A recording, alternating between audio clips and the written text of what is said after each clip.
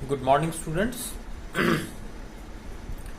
Community medicine का आज का जो लेक्चर हम लोग जो कंटिन्यू करेंगे, जिसके बारे में बात करेंगे हम, उसमें जो लास्ट लेक्चर में हम लोग बात कर रहे थे डायनेमिक्स ऑफ डिजीज ट्रांसमिशन, उसका ही कुछ पार्ट रिमेनिंग था। पहले तो हम उसके बारे में बात करते हैं और फिर हम नेक्स्ट टॉपिक लेंगे। तो देखिए, अगर हम समराइज करें लास्ट लेक्चर को, तो डायनेमिक्स ऑफ डिजीज ट्रांसमिशन, उसमें हम लोग ये बात कर रहे थे कि जो भी डिजीजेज हमारी कम्युनिटी में हो रही हैं, जिन भी डिजीज को हम लोग फेस कर रहे हैं, उन डिजीजेज के अंदर किस तरीके से वो डिजीज हमारी बॉडी के अंदर आती हैं, क्या किस तरीके से जो डिजीज हैं वो उनका जो डायनेमिक्स है उनका किस तरीके से वर्क करता है। तो उसमें हम लोगों ने बात की थी कि होस्ट होता है, रिजर्वायर होता है।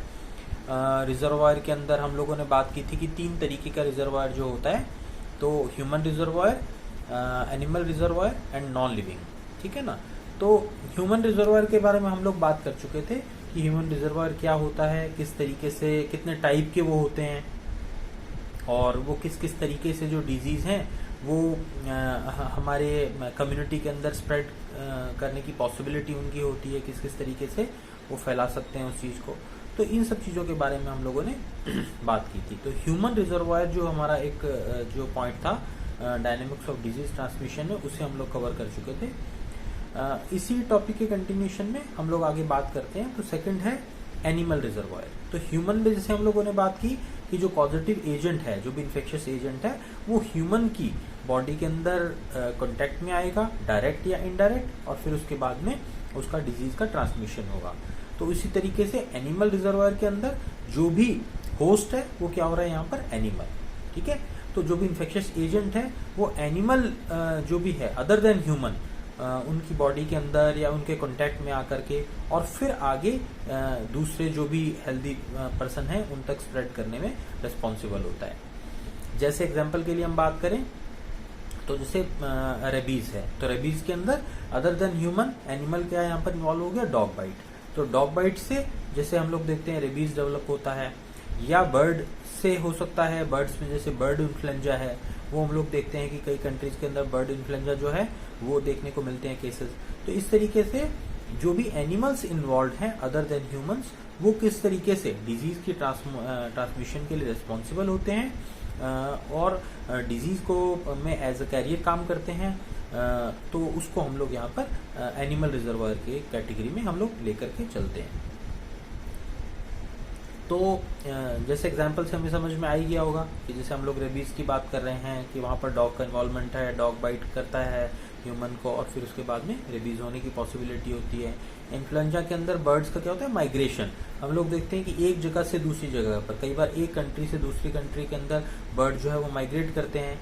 माइग्रेट होकर के वहाँ पर फिर जो भी डिजीजेस हैं वहाँ से, उस कंट्री से, वो यहाँ आकर के एज अ कैरियर वहाँ पर काम करते हैं। तो ये हो गया animal reservoir. And number third is inanimate और नॉन लिविंग जो रिजर्वायर होते हैं उनकी हम बात करते हैं। तो यहाँ पर जो भी रिजर्वायर होगा या जो भी होस्ट होगा वहाँ पर वो नॉन लिविंग होगा। जैसे हम बात करें सॉइल की, ठीक है ना, जैसे मिट्टी है, तो बहुत सारी डिजीज हम लोग देखते हैं कम्युनिटी के अंदर कि सॉइल प्रोड्यूस्ड होती हैं। ठीक है ना।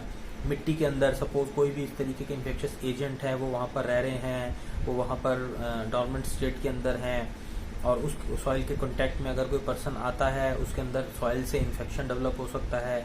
जैसे हम बात करें टिटनेस की, ठीक है ना, जैसे चोट लगने पर कोई गिर जाता है तो उसके बाद हम लोग क्या करते हैं कि जमीन पर गिर गए, चोट लग गई किसी के, तो हम देखते हैं कि आप डायरेक्ट कांटेक्ट के अंदर आप डस्ट के आए हैं, तो उसके अंदर फिर टिटनेस जो है वो होने की पॉसिबिलिटी रहती है। तो हम लोग एंटी टिटनेस जो है वैक्सीन, वो वहाँ पर हम लोग काम में लेते हैं या पेशेंट को हम लोग देते हैं। तो इस तरीके से रिजर्वायर के अंदर थर्ड कौन सा हो गया, नॉन लिविंग या इनएनिमेट रिजर्वायर।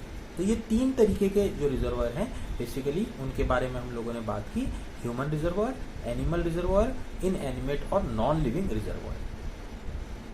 ठीक है। तो ये तो था डिजीज ट्रांसमिशन के बारे में। तो ये तो था डायनेमिक्स, हम किस तरीके इसमें होस्ट एनवायरनमेंट कौन कौन से इन्वॉल्व होते हैं उसके बारे में हम लोगों ने बात की। अब हम बात करते हैं मोड्स ऑफ ट्रांसमिशन। मतलब अब ये हमारे एक पर्सन से दूसरे तक जो उनके फैलने का तरीका है वो मोड्स क्या हैं, किस तरीके से एक पर्सन से दूसरी पर्सन में ये इन्फेक्शंस पहुंच सकते हैं, इनकी पहुंचने की पॉसिबिलिटी होती है, तो उसको हम लोग कहते हैं मोड्स ऑफ ट्रांसमिशन। तो मोड्स ऑफ ट्रांसमिशन जो है इसका एक क्लासिफिकेशन है, ठीक है ना। तो इस क्लासिफिकेशन के अंदर सबसे पहले हम इसको जो ब्रॉडली डिवाइड करते हैं ट्रांसमिशन को, वो हम दो कैटेगरी के अंदर डिवाइड करते हैं इसको। एक तो डायरेक्ट ट्रांसमिशन, दूसरा इनडायरेक्ट ट्रांसमिशन। तो डायरेक्ट ट्रांसमिशन के अंदर क्या होगा कि जो भी होस्ट है वो किसी भी हेल्दी पर्सन के, या अनहेल्दी जो होस्ट है वो किसी भी हेल्दी पर्सन के डायरेक्ट कांटेक्ट में आता है, तो वो एक डिजीज ट्रांसमिशन का एक सोर्स बन सकता है वो, ठीक है ना। तो इस तरीके से मतलब एक डायरेक्ट कांटेक्ट में आने पर वो होस्ट भी हो सकता है, वो कोई आर्टिकल भी हो सकता है, किसी भी तरीके से हो सकता है वो। तो वो डायरेक्ट कांटेक्ट में जब पर्सन उसके आएगा इन्फेक्शियस एजेंट के, तो या उस होस्ट के, इनएनिमेट ऑब्जेक्ट के, तो फिर उसमें डिजीज होने की पॉसिबिलिटी रहती है। इसे हम कहते हैं डायरेक्ट ट्रांसमिशन। दूसरा इनडायरेक्ट। इनडायरेक्ट के अंदर क्या होगा कि कोई ना कोई मीडियम जो है वो यहाँ पर रिस्पॉन्सिबल होगा डिजीज ट्रांसमिशन के लिए।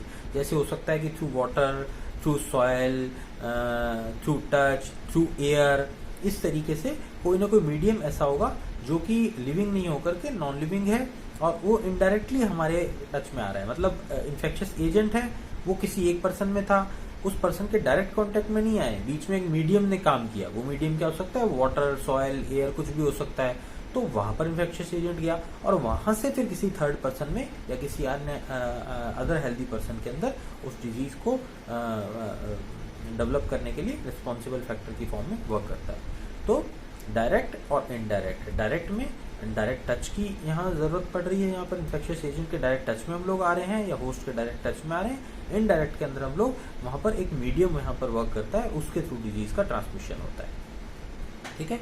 तो अब डायरेक्ट ट्रांसमिशन जो है उसकी भी फिर कैटेगरी है। उसमें कौन कौन से आ जाएंगे डायरेक्ट ट्रांसमिशन के अंदर?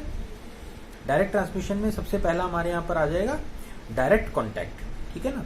तो डायरेक्ट कॉन्टैक्ट का मतलब क्या है कि किसी भी पर्सन के डायरेक्ट कॉन्टैक्ट में आने पर, एक ह्यूमन का दूसरे ह्यूमन से या एक लिविंग पर्सन का दूसरे लिविंग इंडिविजुअल से डायरेक्ट कॉन्टैक्ट जब होता है और डिजीज का वहां पर ट्रांसमिशन होता है, उसे हम कहते हैं डायरेक्ट कॉन्टैक्ट। इसमें कौन कौन सी डिजीज आ जाएंगी? एग्जाम्पल के लिए जैसे सेक्सुअली ट्रांसमिटेड डिजीज होती हैं, ठीक है ना। एसटीडी हो गया, एड्स हो गया, लेप्रेसी हो गया यहाँ पर, या सपोज स्किन इन्फेक्शंस हो गए वहां पर, ठीक है ना। किसी एक पर्सन को स्किन डिजीज है, वो किसी दूसरे पर्सन के टच में आ रहा है, तो फिर उसे भी डिजीज होने की पॉसिबिलिटी रहती है। तो डायरेक्ट टच में जब एक पर्सन के दूसरा पर्सन आता है, वो फिजिकल रिलेशन जैसे हमने बात की, या इन फिजिकल टच की जैसे हम लोगों ने बात की, तो इस तरीके से हम लोग देखते हैं कि डायरेक्ट टच में आने से जो डिजीज डेवलप हो रही हैं उन्हें हम लोग इस कैटेगरी में लेते हैं। डायरेक्ट के अंदर, डायरेक्ट ट्रांसमिशन के अंदर हम लोग लेकर के चलते हैं। तो ये हो गया डायरेक्ट कॉन्टैक्ट की बात आ गई। फिर उसके बाद में नंबर 2 इज ड्रॉपलेट इन्फेक्शन। तो पहला तो हो गया डायरेक्ट टच, दूसरा हो गया डायरेक्ट कॉन्टैक्ट, दूसरा हो गया ड्रॉपलेट इन्फेक्शन। तो ड्रॉपलेट इन्फेक्शन के अंदर क्या हो गया कि ड्रॉपलेट इन्फेक्शन के अंदर जैसे कोई एक पर्सन है, उस पर्सन को कोई इशू है, अब सपोज उसे खांसी, जुकाम, कफ, कोल्ड कुछ इस तरीके की है, स्नीजिंग है उसको, तो अब क्या होगा, उसके डायरेक्ट कांटेक्ट के अंदर या उसकी क्लोज विसिनिटी के अंदर जो लोग हैं, तो उसके खांसने से या छींकने से वो जो इन्फेक्शन है उसकी बॉडी के अंदर, जो वायरस उसकी बॉडी के अंदर है, वो ड्रॉपलेट फॉर्म के अंदर उस दूसरे पर्सन की बॉडी के अंदर, मतलब वो उस पर्सन ने स्नीज किया या कफिंग किया उसने, तो वो जो ड्रॉपलेट इन्फेक्शन ड्रॉपलेट है वो एयर से फिर उस पर्सन की बॉडी में डायरेक्टली इनहेल हो रहे हैं, और इनहेल होने से वो सेकंड पर्सन भी उसके अंदर वो डिजीज डेवलप हो सकती है। रिसेंट एग्जांपल में जैसे हम बात करें तो जैसे हम लोग देख रहे हैं अभी कोरोना इन्फेक्शन जो है, इसका जो मोड ऑफ ट्रांसमिशन क्या है, वो है ड्रॉपलेट इन्फेक्शन। तो ड्रॉपलेट के अंदर, डायरेक्ट के अंदर ड्रॉपलेट इन्फेक्शन जो है वो इस कोरोना वायरस के लिए या कोविड-19 के लिए रिस्पॉन्सिबल ट्रांसमिशन का अभी तक की स्टडीज के अंदर ये जो मोड इसको एक्सेप्ट किया गया। या हम लोग रूटीन जो हमारी कोल्ड होती हैं, कफ होता है, या जो सीजनल डिजीज होती हैं उनकी हम बात करें तो उनके अंदर भी यही चीज हमें देखने को मिलती है। तो इस तरीके से ये जो हमें देखने को मिलता है, दूसरा टाइप हो गया डायरेक्ट के अंदर droplet infection.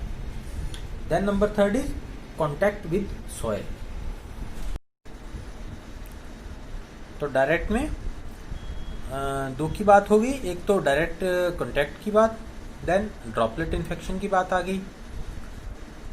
Number 3 is contact with soil, ठीक है।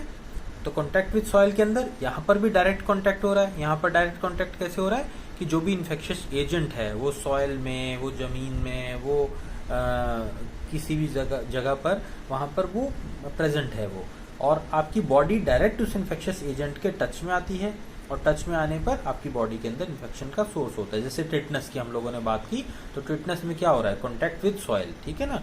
डस्ट की कॉन्टैक्ट में आने से हमारी बॉडी के अंदर इन्फेक्शन जो है वो डेवलप हो सकता है, टिटनस डेवलप हो सकता है।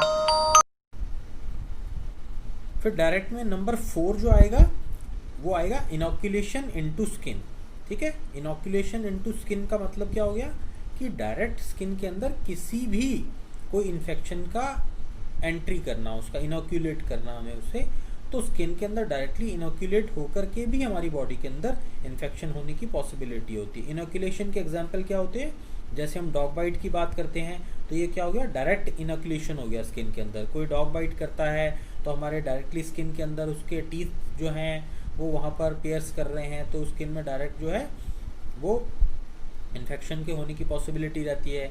सेकेंडली ड्यूरिंग क्लिनिकल वर्क्स जो है, जो सिरिंजेस है, जो निडल्स हैं, इनका जो यूज़ होता है इसकी वजह से हो सकता है। कई बार हम लोग देखते हैं कि जो जैसे टैटू फॉर्मेशन होता है तो इसके अंदर भी निडल और सिरिंज जो यूज़ होती हैं वो भी डायरेक्टली स्किन के अंदर इनॉक्यूलेट होती हैं, तो उसकी वजह से भी कई बार हम देखते हैं कि किलॉइड फॉर्मेशन हो जाता है, इस तरीके की प्रॉब्लम्स डेवलप होती हैं।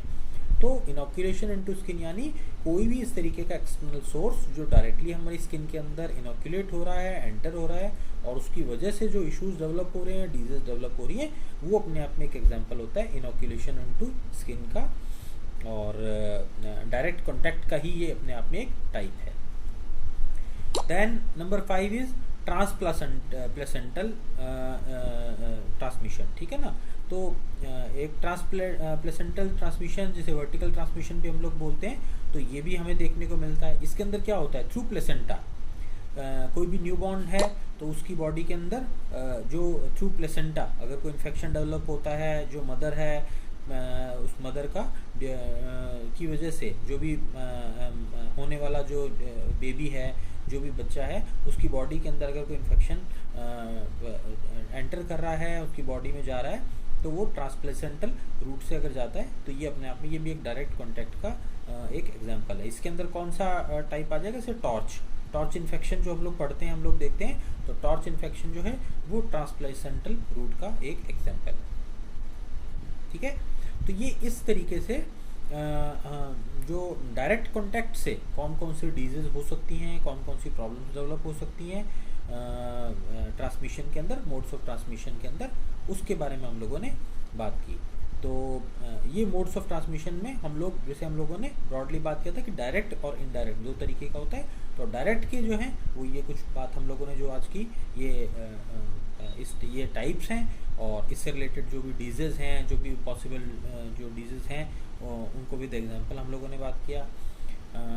नेक्स्ट लेक्चर में फिर इसी टॉपिक को हम लोग कंटिन्यू करेंगे, क्योंकि काफ़ी अभी रिमेनिंग है पार्ट इसका इनडायरेक्ट के अंदर।